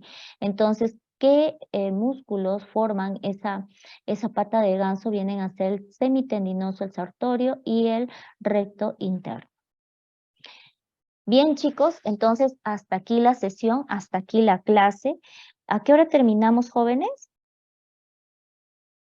12:40. 40. Bueno, precisos hemos terminado, chicos. Entonces, las preguntas de la transferencia no está difícil tampoco. He dado varias respuestas a la transferencia, de hecho. En esta sesión 5 voy a cerrar porque la sesión 5 ya la vimos. Entonces, chicos, les pido por favor, en su plataforma virtual también se encuentra la transferencia para que ustedes la puedan desarrollar. Si hay alguna pregunta me la puedan realizar. El solucionario o la transferencia resuelta también se encuentra en su plataforma virtual. A ver, déjenme, voy a tratar, todavía nos quedan 2 minutos, voy a poder, o voy a intentar en compartir la transferencia. Aquí, chicos, ¿pueden ver la transferencia? Sí. Correcto, esta transferencia, chicos, ya la tienen en su plataforma virtual. O no me parece, todavía no la he subido, estamos en la semana 6, no, hoy día la subo, ¿ya? Hoy día la subo, sí, hoy día la subo, he subido hasta la semana 5, entonces esta semana corresponde a esto. Entonces, miren ustedes las preguntas tan sencillas, por ejemplo, ¿no? Que acá están, ¿no? Por ejemplo, el troquíter y el troquín se halla ¿en qué hueso? En el húmero. Justo lo que les había estado mencionando hace un momento, ¿no? Aquí, a la sutura craneal establecida entre los huesos parietales se denomina sagital, ¿no? Hemos hablado de esa sutura. La sutura viene a ser, en el cráneo hemos visto que están como unos surquitos, ¿no? Como unas líneas. Esos vienen a ser o se conocen con el nombre de suturas, ¿ya? ¿Qué más dice? Las porciones, escamosa y petrosa y mastoidea se hallan en el hueso temporal. ¿Se acuerdan que les dije es un hueso muy importante y le dije surgen varias preguntas de él? Ahí los tiene, ¿no? El hueso temporal. ¿Par o impar el hueso temporal, chicos? ¿Qué dicen? ¿Par o impar? Hueso temporal. Para ir cerrando. Par, chicos, ¿verdad? Es un hueso par. Última, el hueso húmero se articula con los siguientes huesos. El húmero, extremidad superior e inferior, húmero. Superior o inferior, chicos. Extremidad superior o inferior, el húmero. ¿Nadie? Superior, chicos, superior, ¿ya? Entonces tenemos aquí que se articula ¿con quién? Con la escápula, con el radio y también con el escafoides. ¿Bien? ¿Qué más? En artrosis. Este es el tipo de articulaciones. Por favor, esto tienen que revisarlo. También lo hemos hablado, también lo hemos revisado. Dorsal ancho y sartorio. Sartorio, lo acabamos de mencionar, el músculo de Sastre. ¿Se acuerdan que les había dicho?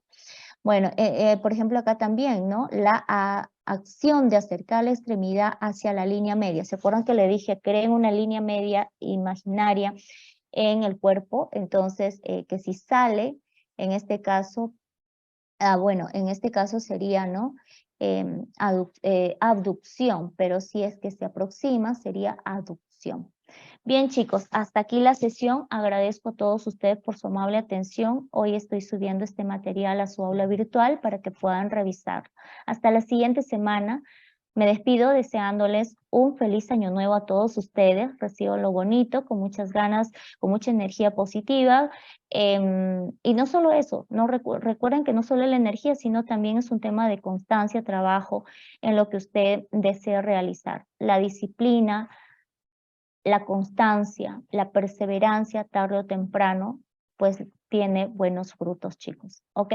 Cuídense mucho. Los dejo. Feliz año. Chao.